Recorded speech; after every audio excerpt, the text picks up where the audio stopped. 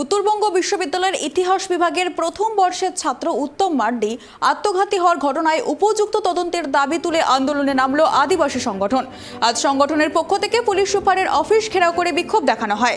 প্রসঙ্গত, পরিবারের অভিযোগ, গত ৩রা অক্টোবর বাড়ির লোকেরা উত্তমকে হোস্টেলে রেখে এসেছিলেন, কিন্তু হোস্টেল থেকে ১৩ই অক্টোবর সে বাড়ি চলে আসে এবং পরিবারের লোকেদের জানায় সে আর হোস্টেলে যাবে না।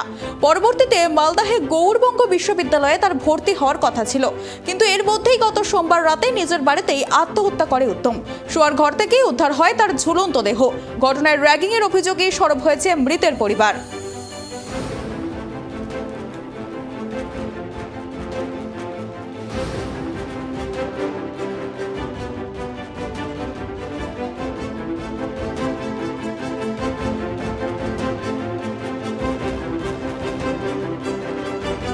বিক্ষোভটা হচ্ছে একটা র্যাগিং এর জন্য।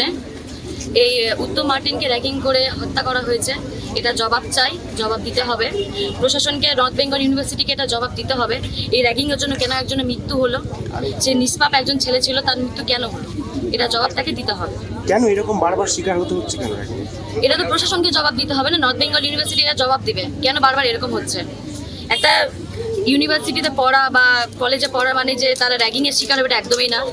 তারা একটা নিষ্পাপ একটা ছেলে, তাকে র্যাগিং করে এভাবে হত্যা করাটা তাদের ঠিক হয়নি, তাদের এটা জবাবটা দিতে হবে নর্থ বেঙ্গল ইউনিভার্সিটিকে। আমাদের এই বিষয়টা আমরা দেখেছি যখন উত্তর কলকাতার দিকে এরকম কোনো ঘটনা ঘটে বা চ্যাটার্জি ব্যানার্জির উপর যখন ঘটনা ঘটে, সেটা নিয়ে মিডিয়া বা সবাই তোলপাড় করে সেটা জানতে চায়। কিন্তু উত্তরবঙ্গে এই ঘটনা হওয়ার পরে দেখছি এই নিয়ে কেউ কোনো সাড়া শব্দ নেই। কিন্তু না হলে এই যে সামাজিক বিধি ধীরে ধীরে বেড়ে চলছে, আমরা মানুষকে সচেতন করা, তৎসহ যে বিচারটা আছে, বিচারটা সঠিক বিচার পাওয়ার জন্য আমাদের এই আন্দোলন। আজকে আমরা মূলত আমরা গাজল থানাতেও গেছি, আজকে আমরা এসপি সাহেবের কাছে মেমোরেন্ডাম সাবমিট করতে এসেছি। এরপরে আমরা শিক্ষামন্ত্রী, মুখ্যমন্ত্রী, তৎসহ আমাদের প্রত্যেকটা বিশ্ববিদ্যালয়ের প্রধান যিনি আমাদের রাজ্যপাল থাকেন, আমরা এই যে উত্তম মার্ডির যার পরিবারের লোক, তৎসহ প্রত্যেকটা ইউনিভার্সিটির এক একটা করে প্রতিনিধি নিয়ে আমরা এই যে ইউনিভার্সিটির প্রধান, আমরা রাজ্যপালের কাছে যাব এবং পরবর্তীতে আমাদের যে শিডিউল ট্রাইব যে কমিশন আছে সেন্ট্রাল গভর্নমেন্ট, সেখানেও আমাদের এই বিষয়টাকে আমরা নিয়ে গিয়ে এর সঠিক আমরা বিচার চাইব।